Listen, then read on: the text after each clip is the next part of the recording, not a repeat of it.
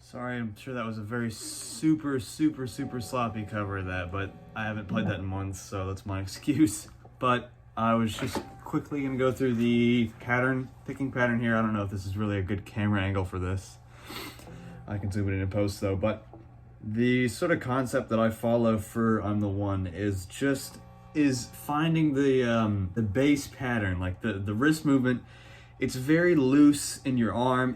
It's a lot of arm movement for me. So depending on how you play, I think that can change a little bit, but basically the tightness in the rhythm, but the concurrent looseness is still there. So you've got this kind of, it's a little bit of a shuffle, you know?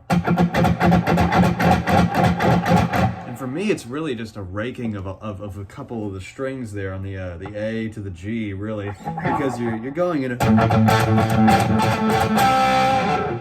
and without thinking about, I'm going to make this a downstroke or an upstroke.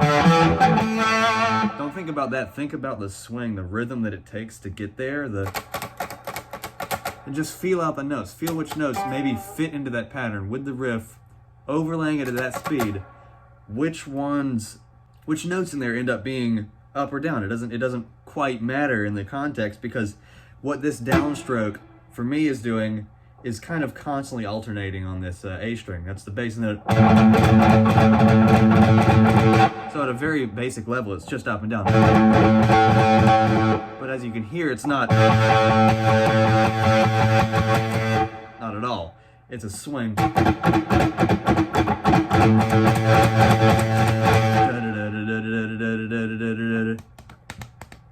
If that's, you know, kind of a ridiculous demonstration, but you know.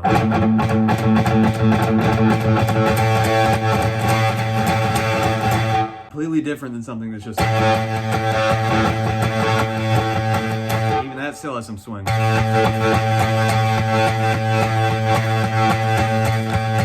That's completely void of any of that.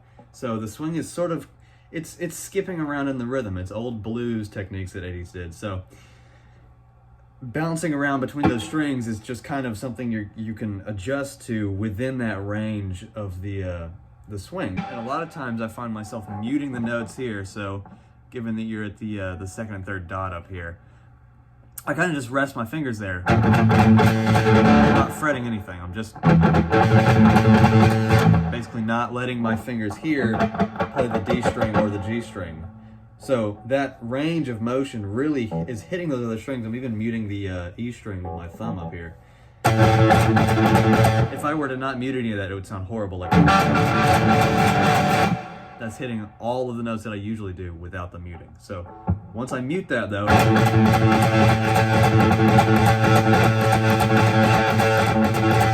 we've got that perfect rhythm.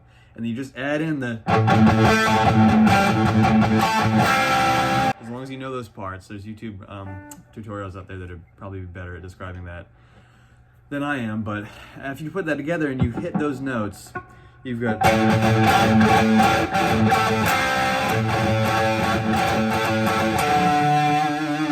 often I find that the second sort of phrasing there, that is often an upstroke for me, given the pattern I used.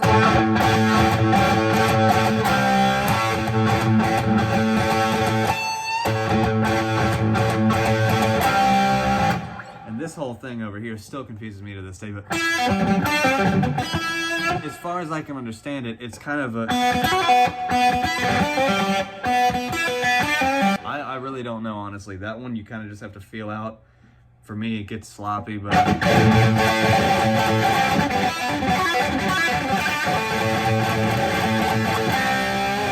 it can be confusing at times. But just following it at a very slow pace, I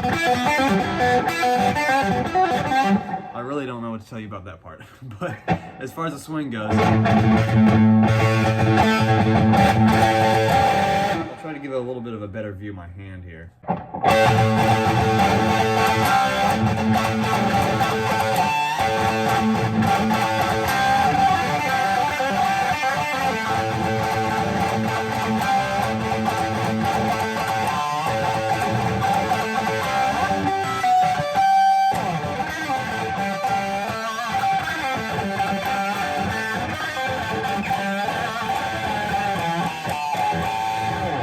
That part, when it comes to the still applying that groove and adding a little bounce sometimes to go to the,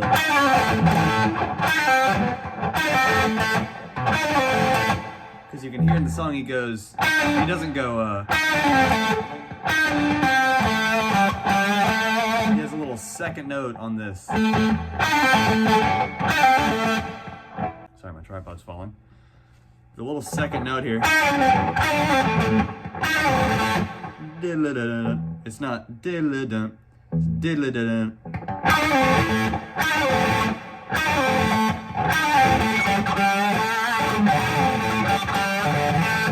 That's just down to an A power chord for me. That's as easiest as I can explain it, but for me, this part of the riff is also hard. That's very confusing since it's on the smaller frets anyways.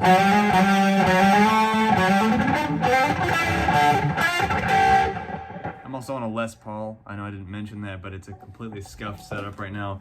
All of my other EVH guitars are either broken or don't have strings on them, so that's been a bit of a setback with this, but it's what I could do in the time.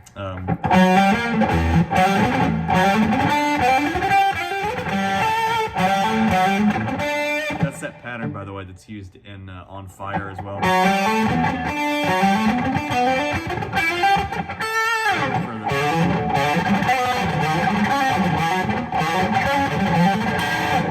Things like that.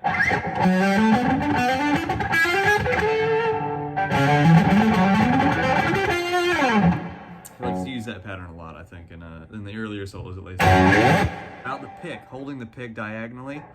What I mean by that is holding it not on the strings flat.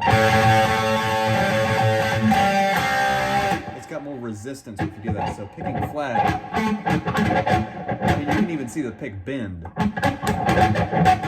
It has resistance in that situation, and that's not something you want. So turning it this way, so almost as to angle it, half to horizontal to the frets, to parallel. You're almost making it parallel to the frets in a lot of ways. For me, I've done it so much it's worn down the tip of this pick. This was, sharp, but if you're doing that, you can see the wear on the side begins to build up right there along the front.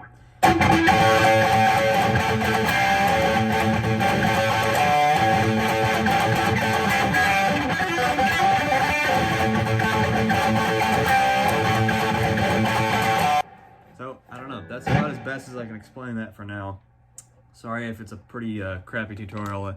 It's probably crappily edited too, knowing me. So, but yeah, that's pretty much all I have to say.